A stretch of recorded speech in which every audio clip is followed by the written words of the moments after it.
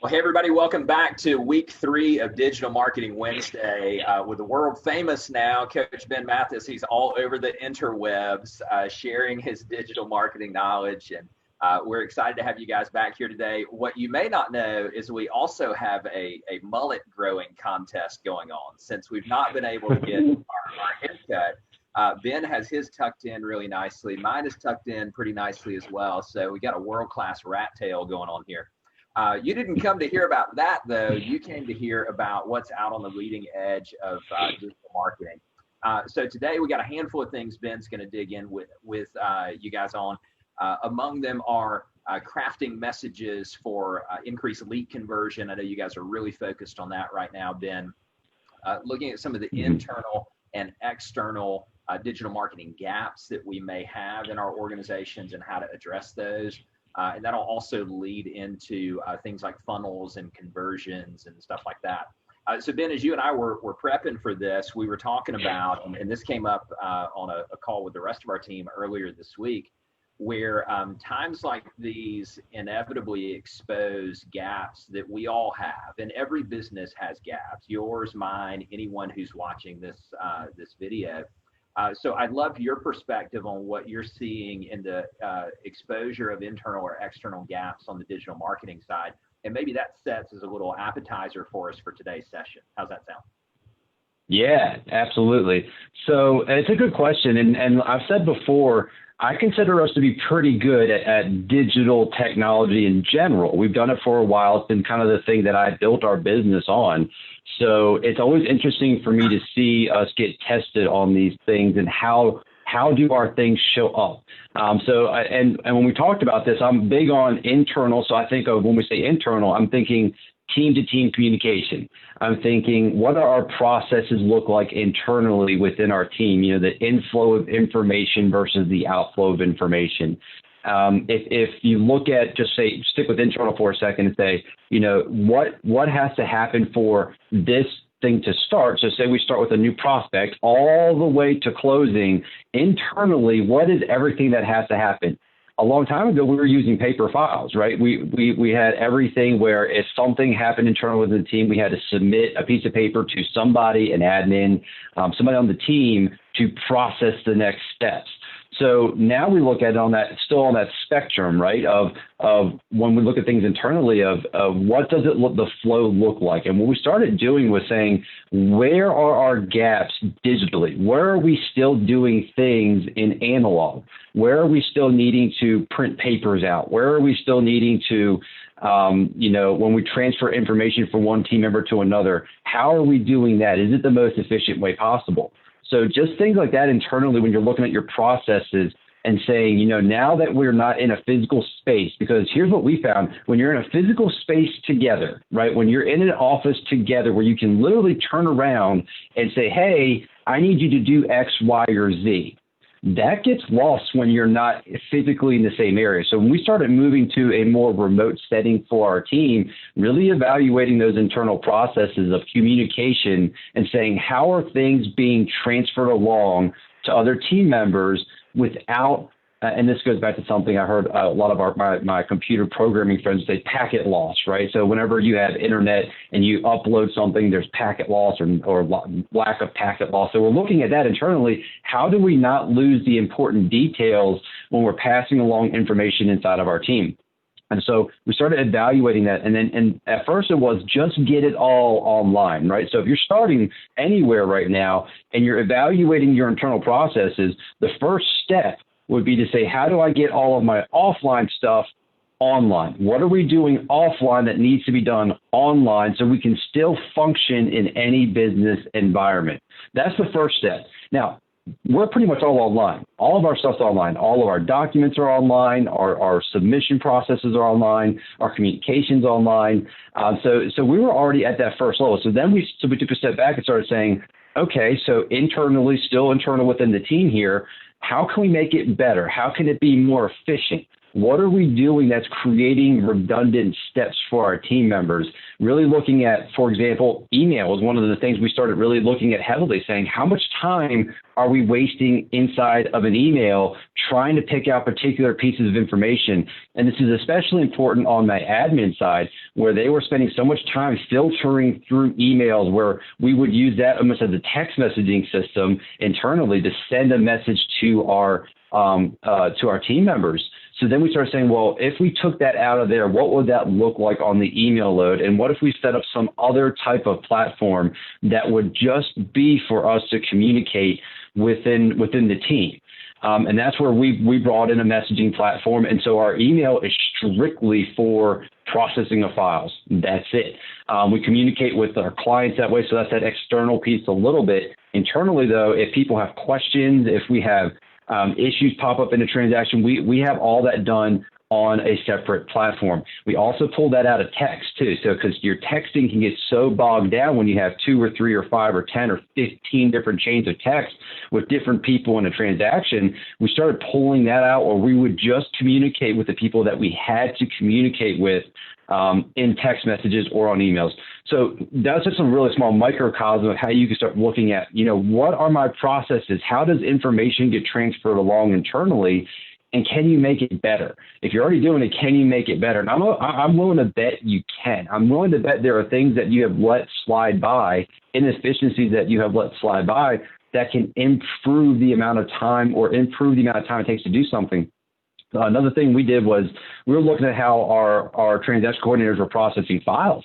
And we said, well, they're in I think it was like 7 or 8 different platforms at that point, either taking the information from our TMLS, putting it into a document tracking platform, putting it into somewhere else, then going back into their email. So we started looking at and saying, is there a way that we can reduce the clicks? How do we reduce the clicks? And this is insane. If you've never paid attention to this, pay attention the next time. If you're an admin or if you run a team, how many clicks does it take for one of your admin to do a task? And it's a fascinating thing to look at when you start getting that granular on your online presence, and it will help you do more with less, which is where we're in that time period now. We're asking everybody, how can we do more with less, right? It's one of our favorite things on our team to look at. And what we found was, and this is just an example, so we have email templates that we send out at the front end of every transaction. Our admin were having to go into our Google Drive, which is where we house all these templates at. They would have to copy that template and then take it out into an email, drop it in the email, edit the email. By the time they were done, there were so many clicks involved in there. It's a simple introductory email to a client or to another agent on the other side of the transaction could take us anywhere from 15 to 20 minutes when it was all said and done. So we started saying, well, can we put that all in one spot? And when we did that, we found a platform, we put it all in one spot. It cut that down to about a 5-minute time frame. So you go from 15 to 20 minutes down to 5 minutes. Now they're able to process files a lot quicker, still doing the same things. And then within the platform that you're looking at, if they have some automation built in there. So another piece of it was we used to have to edit every single time we sent an email out to people that were templated. We still had to edit like the to and from fields, or you had to edit the names and some of the particular information. Now we can pre-format all that we'll fill it out one time at the front end of the transaction, and then it auto-fills for the rest of the transaction. So it saves them even more time throughout. So now they're able to go do more things, which for our admin departments, go love on our clients more, which is a big piece of what technology is allowing us to do.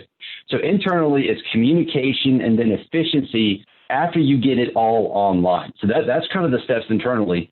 Externally, it's really about your messaging to the market right now and how are you working digitally in this environment. So again, this happened a couple of weeks back when everybody started getting put on lockdown and quarantines. We started asking ourselves the question, how do we still operate in this environment? How are we still able to do things?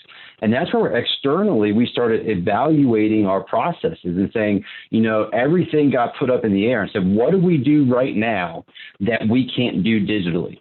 Or what are we doing right now, that is already digital? Can it be done better? So the same thing we did internally, we started looking externally and figuring things out, saying, our marketing, how is that being done? Traditional marketing that we were doing, are we seeing the same returns off of it that we're seeing from our digital marketing? when we market digitally, are we putting a lot of oomph behind it in terms of how far down that rabbit hole have we gone before, between the 3D tours, between walking video tours on top of a video of the property, but actually doing a walking tour of the property? How are we formatting all of that out? And then taking all that and presenting it to our sellers or to our buyers and saying, how are we going to help you find a home in this digital age, or how are we going to help sell your home in this digital age? So then it was, what else do we do throughout the process that we weren't doing before, that was more analog, and now we want to make it digital? A good example of that was for every person that we start working with as a buyer, we create a home buyer booklet, right? We have a very extensive book that we've built out. It's like 70 pages long, and it goes through everything in the contract to close process for them. Everything from searching homes to writing offers to give them a sample appraisal. It shows them a sample inspection report where we've broken it down and said, this is what to expect. This is what it looks like. So when you get one, don't freak out if it's a 50-page inspection report. Kind of what to expect is the whole thing. And we really, really made it extensive. And it kind of was like, oh, wait, that's not online. Well, not only is it not online, we have a digital copy of it, but we've never really fully handed that out to people. And not only that, we're like, well, why don't we do videos around all of it? Walk them through, do a mini video series, walking them through all of these pieces. So basically, we're still doing all the things we've already done before. Now we're just moving that online and saying, let's move them down the line as much as possible digitally. And then on the seller side, same thing. We have seller booklets that we used to send out in a physical mailer, or we would drop it off at the appointment. Now it's like making sure all that's digital, doing those videos beforehand. If you're doing a listing presentation, like we talked about before, record it, do it beforehand. And then you just spend more time building rapport, building friendships with the person, learning their wants and needs. So internally and externally, again, first steps is looking at what do you already have done digitally, and then saying, if it's not digital at this point, how can I move it there? Then from there, making those processes as efficient as possible. I think it's a great synopsis, Ben, of looking at the gaps that could exist in any organization. One of the things we talked about last Friday on Thought Leader Friday with Mike Ashcraft, and I'll pose a similar question to you. For those of you who weren't able to join us on that, just look back through the feed on our page and you can check out that interview. And Mike was talking about leading his organization, multi-million-dollar budget, 70 staff members, multiple campuses, and a big digital infrastructure already in place, walking into this thing that they were able to build on top of. So I'll pose a similar question to you, Ben. So let's say I'm watching this right now and I say, yeah, Ben, all of that sounds great. And you are already doing a lot of this stuff and you're building on it. And I'm freaking out a little bit because maybe I hadn't done any of this stuff yet, or maybe I was just getting started, or maybe what you're describing sounds like a whole lot of work. And I don't know if I really want to get into all of that. So how would you address that for those people who may have that question? Are you asking how or should they? Let's do both. Yeah, dealer's choice. Okay, cool. So let's start with the should you. The answer is yes, you should. And I've expressed this before. That's the simple blunt side of it. But we've expressed this before. I truly believe you're seeing a shift in how the business is done. Not that some things won't go back to how they were before. I'm seeing things like, for example, we're doing a live Zoom call. This is now going to be normalized. How many people now know when you say, hey, why don't we hop on a Zoom call and I'll do a listing presentation that way with you? We don't have to meet in person. How many people are now going to go, oh, yeah, I totally know what you're talking about, because they used a Zoom call to talk with their grandchildren. They used a Zoom call to talk with family members. It's becoming normalized as part of the lexicon of how we're going to operate going forward. So should you do this? Absolutely, because I think it's going to become the standard more than the outlier. How to do it is a great question. Keep it simple is my first piece of advice. One thing that we went back and I started tearing this down, I would say about 3 weeks ago, we started looking and said, how much complexity do we have in our organization right now?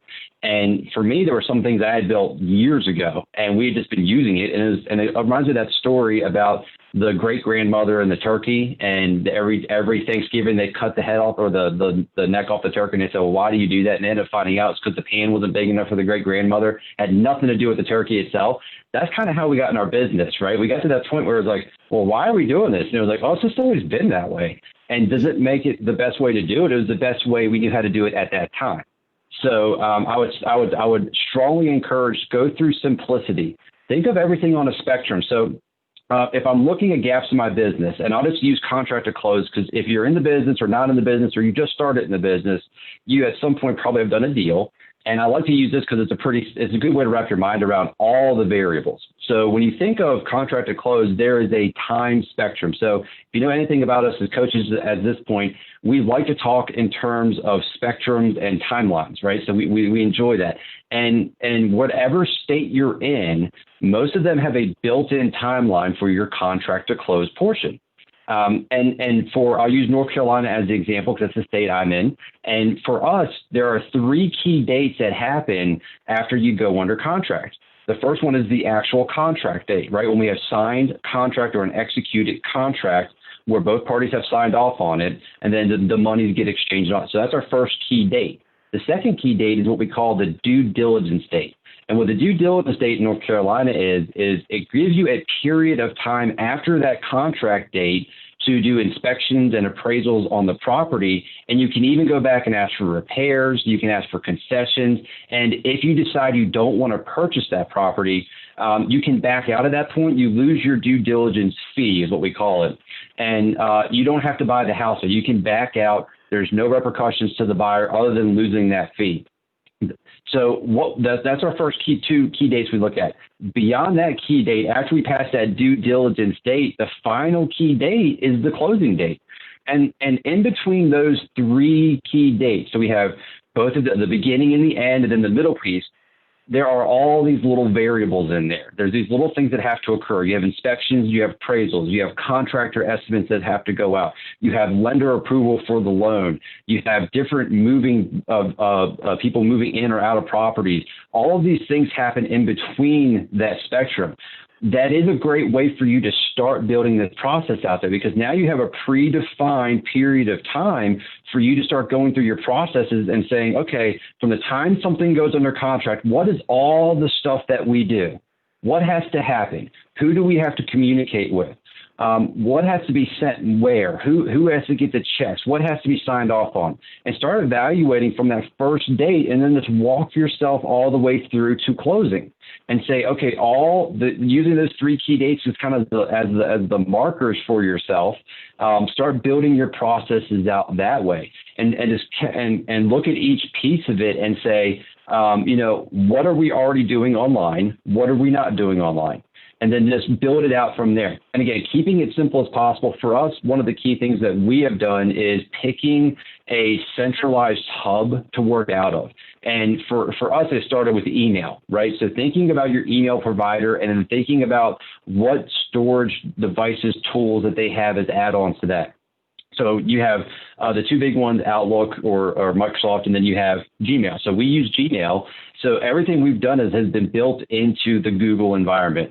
Our team uses Gmail. Then we started using for submission of forms. We just use Google Forms internally. So anytime we have, for example, in that contract to close process, anytime we have a property go pending or one of our agents on the listing side or on the buyer side go under contract, our agents submit a form through a Google form is all it is. And it's a preset amount of questions that our admin needs to process that form or process that contract to get it started. And the reason we did it that way is because, one, we can put required fields on it. So if our agents, because on the paper forms, it was very easy, not that I've ever done this myself, I have, but it was very easy just to fill something in or leave it blank and not fill anything at all. So it would leave gaps in the information for that transfer of information, whereas on a Google form, you can require certain fields. And it's a really good tool so that you know the quality of information you're getting, right? And you can build those things out pretty beefy too. So there's if, this, and that formulas you can build in there. Again, on the front end of it, just make it as simple as possible. Building a Google form is pretty easy to do.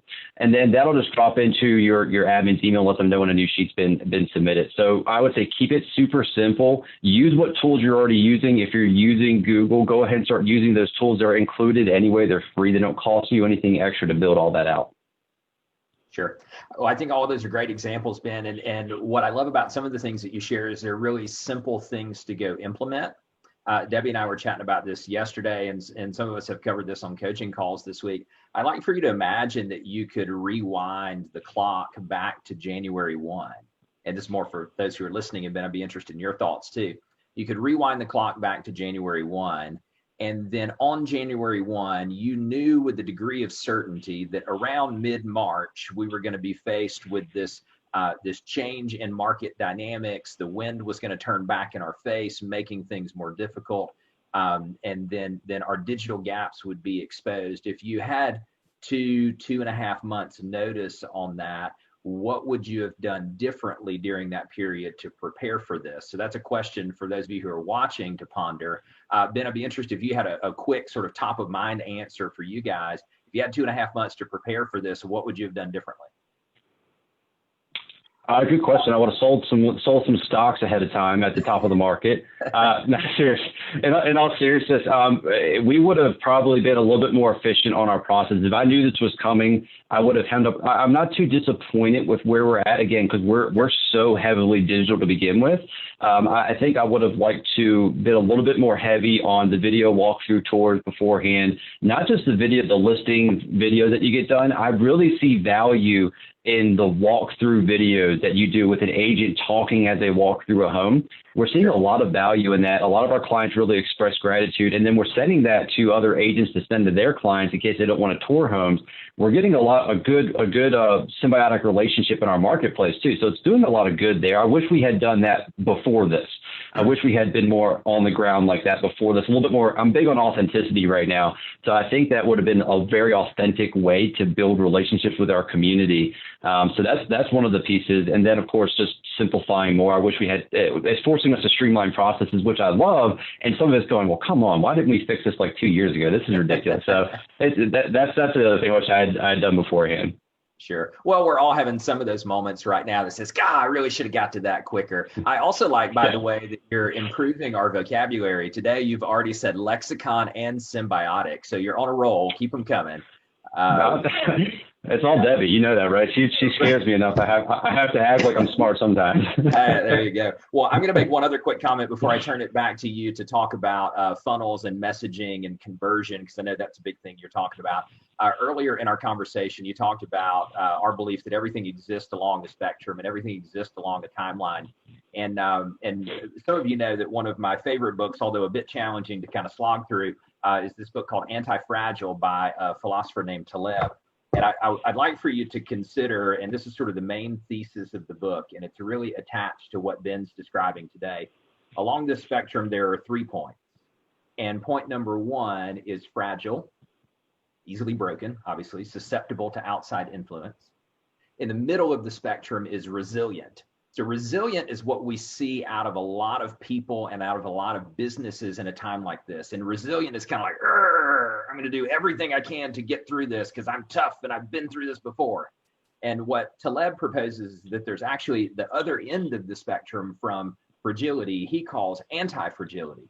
That is, thrives in adversity, is prepared in advance for things that are unforeseen or able to better take advantage of times like these. So some of what Ben's describing to you right now is them sort of flexing their anti-fragility muscle. And for some of us, we've got some opportunity to not only approach that resilience, also to build through the resilience so that you can capitalize on the opportunities that are on the other side of this. So Ben, in last week's Digital Wednesday session, you were talking a lot about how you guys are increasing your activities, how you guys are really, really focused on a 3x multiple of follow-up. And then you and I were chatting later last week, and you mentioned that you guys had a very, very successful week in setting appointments and additionally sort of stuff in the pipeline for the other side of this whole thing. So if you don't mind, share a little bit with the team about the success that you had, and then how you guys are going about doing that with conversion and messaging and funnels and such. Absolutely. It's a perfect lead in. Actually, I like that. So a big piece of what we're doing is we've thought about what changes, right? What changes in all of this? And time frames and motivation, right? That's the biggest thing that we're seeing. And so last week we went, I think 23, 24 appointments is what we said. And the thing when people hear that, they go, oh, those are all right now buyers or sellers. It's like, no, they're not right now buyers or sellers, but they are at some point this year going to buy or sell. And that is a message I am hammering into my team and a lot of the people that I coach as well, is that we're not so much building for a contract today, right? If a contract comes in today, will we take it? Absolutely. I'm not going to turn those away. The other side of that is I'm really looking at whenever all of this stuff lifts, which you have to believe at some point it's going to lift, right? That's the optimism, that at some point this is going to lift. We'll see the end of the light at the end of the tunnel. And at that point, people are going to want to buy and sell. So right now I am attempting to grab my unfair share of the market. I am trying to take as much market share as possible while people are sitting back, because I know that if I do these Zoom calls with potential buyers or sellers who are 2 or 3 weeks down the road from actually being serious, or maybe they're farther out than that, once they feel like they're ready to go, I want to be there. I want to be the person. I want to be the team that's in front of them that has been helping them through the process, that has been informing them of what is going to happen or going on, or helping them find houses or build out what their perfect house looks like. I want to be that person. So right now, the messaging for us is answering those questions up front for them, getting those appointments on a calendar, doing a Zoom call. Again, not so much to get a contract or a listing on the market today. It's let's go ahead and get it prepped for over the next several weeks, right? So a lot of our people have deferred maintenance anyway on our listings. So we're like, well, let's go ahead and start now, get things worked on. We'll do a Zoom call, walk us through the house. We'll talk about what we can do there. So really it goes back to when we're asking the question of what changes, it's motivation and time frame. Motivation and time frame, right? And I think what people get caught up on is we think in a world of black and white. And going back to our scales that we use, so scale of 1 to 10, I think people are either a 10, they're super motivated to buy or sell right now. They have to do it right now, right? And that's it. And if they're not a 10, then they're a 1, which is they're not interested at all. They don't want to talk about real estate. Who wants to talk about real estate right now? There's a pandemic going on, right? So I think we put them in those 2 categories.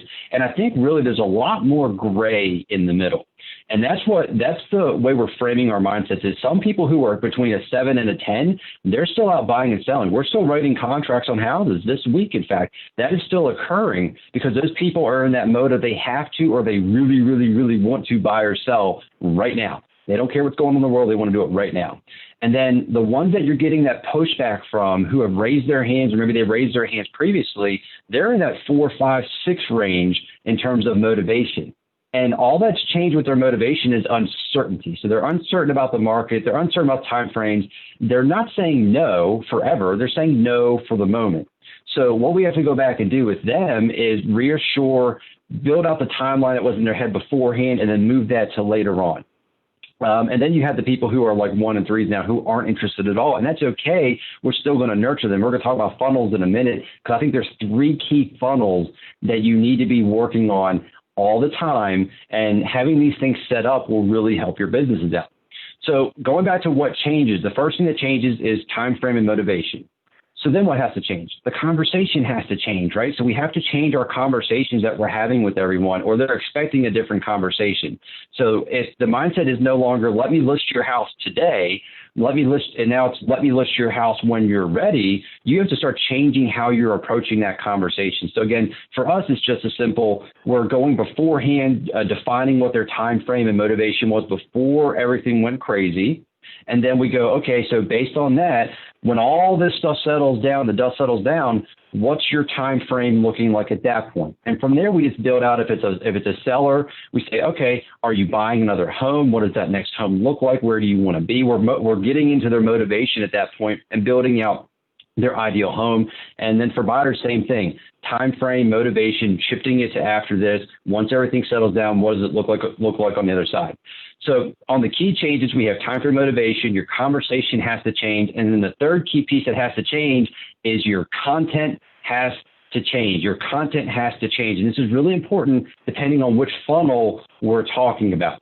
So when I think of content changing, I really think about, and this is something else Bill asked earlier about, what do I wish we had changed beforehand? And it's something we've been working on, and we just got really, really tuned into this in probably the past, I would say 5 or 6 weeks. We really started dialing this in, is really paying attention to the message we're sending out to the person that comes into our world. And when we look at content, changing our content, we really had to evaluate on 3 key sources. So the first key source, or the first key thing, is our source. Where did the lead prospect person come from, right? So if you've taken the digital marketing course that we have, or you've been with us for any amount of time, you've heard me talk about the top of the funnel versus bottom of the funnel leads. So people who are at the top of the funnel have typically longer time horizons before they're looking to buy or sell a home. And those types of leads, they just take longer to nurture and turn over. So they're just farther out. And then middle of the funnel, those are more like your listing aggregator sites. So your Zillow, your Realtor.com, those are more immediate leads. And then your bottom of the funnel would be database. So people who know you, like you, trust you, they're the ones that are going to do something quickly because they already know about you. Whereas everybody else, you're showing them your validity as an agent, you're showing them your business model. All that stuff takes time. So when we look at the source, it really changes the conversation, because the database source should get a different conversation than somebody who is a cold paid lead from Facebook or from Google, right? Those conversations need to be different based on your interaction with them over time. So the second way our content changed was based on the type of lead that came in. And this was a major aha for us, because pretty much all of our leads are getting the same drip plan, right? That's just, and again, I go back to, when you have a hammer, everything looks like a nail. That's how we ran it.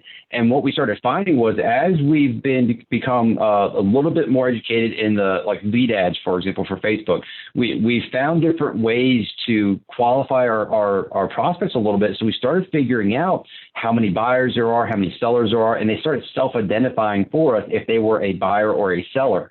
Totally changed the complexion of our drip campaigns on the back end, because if we thought they were just buyers and we're sending them first-time home buyer guides or home buyer content or how to buy a home, when in reality they were sellers. So what was more valuable would be to send them, hey, here's 5 staging tips on how to get your home ready to sell, right? That's different video content, different pieces of content that are more related to selling. That's more valuable to someone who has to sell a home before they can buy a home, right? So changing up your content based on the type. And the third key piece that we did was looking at demographics. So really starting to segment our audience out based on their behaviors that they did within our system or how they came into our system. We started segmenting out the different generational gaps that we were seeing. So, for example, someone who is in the baby boomer generation and is looking to downsize a home needs a different content plan than someone who is a first-time home buyer and, they don't have a down payment or they have minimal funds to do something with. Those are different conversations you need to be having with those audiences. So we started segmenting out on all of that type of data, and we found that it really helped us maneuver our conversations to a whole new level. So let's talk about funnels for a second, because I think funnels are really, really interesting. So one of the things that I'm constantly looking at is the types of funnels in your business. And if you set it up and you're doing any kind of digital marketing, then you most likely already have these in place, even if you don't know that it's a funnel. And the first funnel is the lead generation funnel, right? So this is, how are you generating leads for your business? How are you generating prospects for your business? And it doesn't matter if your database or you have technology in place to do this, or you're paying an outside source to do this. You have some type of lead generation funnel where if you do certain activities or you pay a certain amount, that something's going to come in the top end of that funnel, right? That's just the production piece of all this. That's just level one. The next funnel you have to have set up is your lead conversion funnel. What does your lead conversion funnel look like? I think right now that's one of the most interesting pieces in all of this that's going on is how are you converting leads? How is your messaging changing to convert those leads? So again, before it was, hey, I think that it was more along the lines of, hey, when are you wanting to buy or sell a home, right? Now that messaging has to change of based on these conditions, what are you thinking about doing? When are you thinking about doing it? So lead conversion is that second funnel. And again, has to differentiate between, is this a database lead? Is this a past client? Is it an agent referral? Is it a Facebook lead, Google lead, Zillow lead, Realtor.com? You have to differentiate your funnels based on your sources. And then the last funnel that you have on the back end is your lead nurture or your lead cultivation funnel.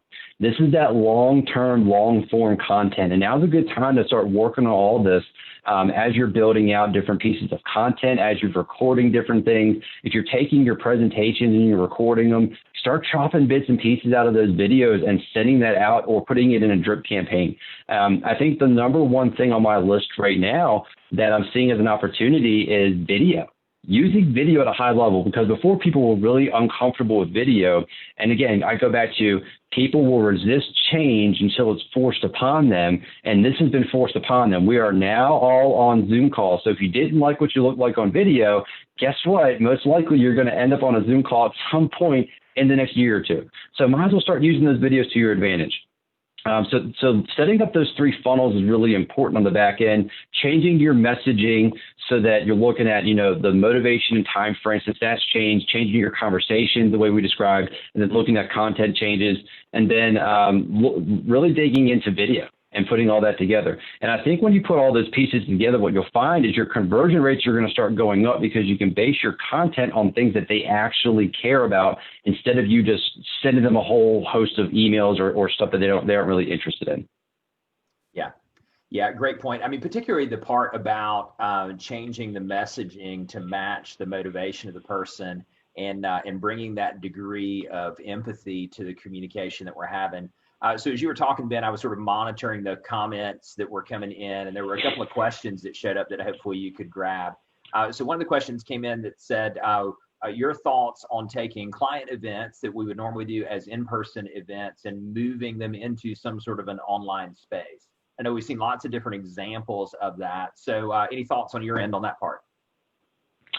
I think it'd be cool. I mean, I'm very much I like beta testing everything. So you guys probably, if you follow me at all, you'll see stuff all the time where I have, there's so many pages and stuff too. I'm always beta testing. So I think it's a really cool idea. How effective will it be? I don't know. I think people are looking for different things to do right now. So how would you execute it? What would you do inside of it? I think something we do with MEC is the Live Music Thursdays. I think that's a really cool idea. You could probably get a local band or something to do a live event and have a chill hour with your people. I think that kind of stuff is really cool. And I know people are very, very much looking for things to do externally. So I'm not against the idea at all. And I think it's a great way. And again, I'm a big fan of if you can get in front of a group of people at one time, go for it. Sure. Yeah. And, this came up on a conversation I was having last week with a client. And so this idea of taking something that we would typically do in person and figuring out a way to do it slightly differently. And we began talking about this almost a month ago and hit it in the first edition of Digital Wednesday. How do we do things a little bit differently and keep the momentum going? So as a quick example, this particular client typically does a big sort of like a barbecue, pig picking, cookout kind of thing in the spring and has hundreds of people come to this particular event. And then the question was, so how do we do an event like that, knowing that we don't want to get hundreds of people together? And knowing that the restrictions are different in every state right now, the idea that emerged from that is instead of having everybody get together, we're going to do it as takeout orders and essentially do drive-through lines. And so have a band set up playing music so people, while they're waiting in line to pick up their to-go food, can roll the windows down, get some fresh air, listen to some live music. And then those who feel comfortable or can leave and pick up their plates are doing that. And then those who can't, then organizing a delivery service for those who are on lockdown or the elderly who don't feel comfortable leaving their house. And so that's just an example of an idea of how this doesn't bring a grinding halt to all the things that we do. It just challenges us to do things a slightly different way. Yeah, that's super cool. So a couple of different cool ideas there. You were complimented on your authenticity, so congratulations there. You were complimented on wearing your suit as well, and we're going to assume that you have pants on. I don't, however, that's a different story. And then the final question. No Pants Wednesday. No Pants Wednesday. It's a new thing. We started it. Why not? There we go. So there was another question, all seriousness, there was another question about different platforms that you use and plugging some of these gaps. So you talked a little bit about how you guys are in the G Suite environment. Any other particular platforms that you just want to sort of pepper off a few of them for people to go check out? Yeah, for sure. So the biggest one, I'll say, inter-team communication. Some teams love it, some teams hate it. I think you need to really build a system around it on how you communicate, and then dictate the flow of that is Slack. We use Slack internally, and the reason I like it is I tell my team members all the time, I get 60, 70, 80, I know text messages a day, and I get hundreds of emails a day. If I see a Slack message show up on my phone, I know it's important.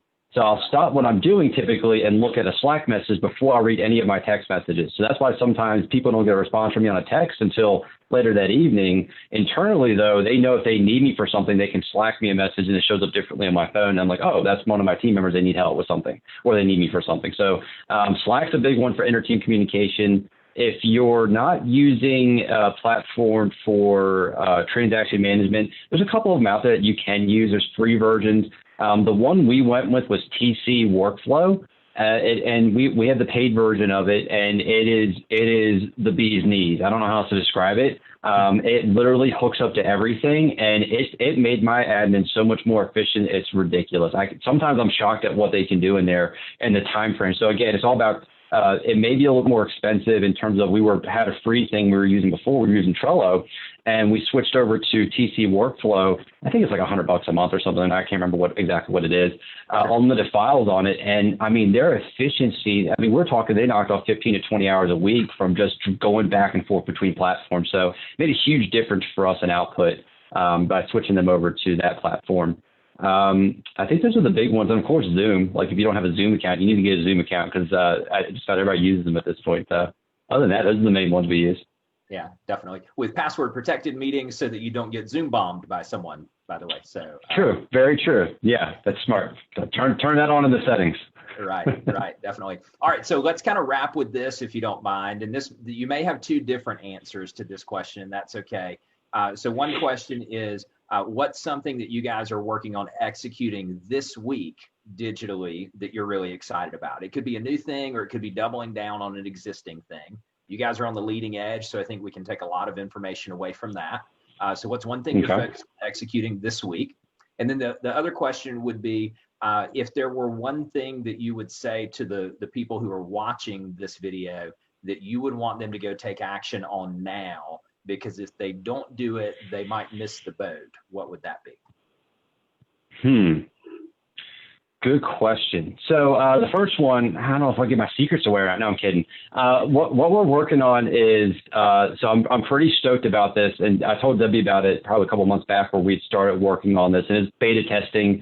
And then, of course, in every crisis, there is an opportunity, which is what we're always looking for. So we started working on an iBuyer program.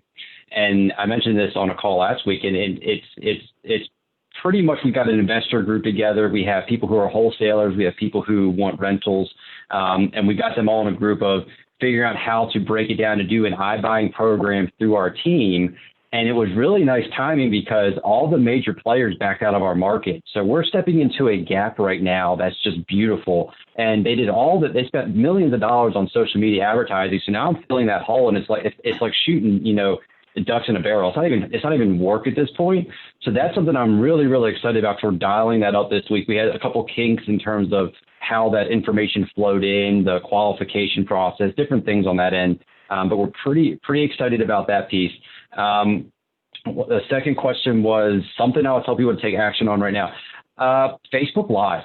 Guys, go do Facebook Live. The reach on Facebook right now. So statistics are like it's up 70%. People spending more time on social media, and Facebook's out in front of everyone. Go do Facebook Lives, and be authentic. And this is something, again, there's no excuses on this one. Literally take your phone, turn on Facebook Live, and start talking about something. Talk about your day, something you learn, how to get along with your family members better. Talk about your business, whatever you want to do. Again, authenticity. There's never a better time to get in front of your people in a non-salesy way where you know where they're going to be. We know they're at home. We know they're on their phones. We know they're trying to find a way to escape everything that's going on. Get on Facebook Live and connect with people and have good conversations. I have one of my people that I coach is doing this she's doing it every day, and it's amazing. And even she commented on our call this week that the interaction she's getting is really, really good, and she's getting in front of a lot of people at one time. So go get on Facebook Live and start doing those, if nothing else. Yeah. We make such a great point there. And, Facebook made a big shift a number of months ago. And you mentioned this on a previous Digital Wednesday about favoring groups and favoring the interpersonal connectivity and really working to foster more of a sense of a community. And so it is interesting to see how much Facebook Live is playing into that, even with people doing it on their personal pages. And we've seen a lot of great examples of that over the past few weeks. So back to your point from the top of today's session, the authenticity of we're all in this together. We're all working on something. And it could be everything from I'm taking a walk out here with my kids and I'm appreciating the beauty of the things that are out here, all the way over to the other side of the spectrum, talking about things in business. So make a great point there. All right, Ben, before we wrap up, any final words from you or any parting thoughts of wisdom for the crew today? I'd go execute on something. Take one thing from today and say either internally or externally, I'm going to improve this about my business. And then if you're coaching with us, let us know what it is. If you're not, you still want to know what it is, you can comment on the video, comment somewhere, let us know. And I want to hear what people are doing that's working. What have you changed or you're excited about that's new in your business? I'm a big fan of efficiency. Bill, you know this since we first started, we've known 5 years now. I'm a huge fan of efficiency. I get so many giggles out of seeing something that is supposed to work autonomously work really well. So what are you doing to either get that started, or if you've already got it started, what are you doing to make it better? Nice work. All right, everybody, thanks for being here today. We'll see you Thursday at 5 p.m. live music happy hour, Friday 12 noon for Thought Leader Friday with the incredible Sean Rawls from Atlanta, Georgia will be with us on Friday. So be sure to join us. Thanks, Ben. Great job as always. Awesome. Thanks, guys. See you, buddy.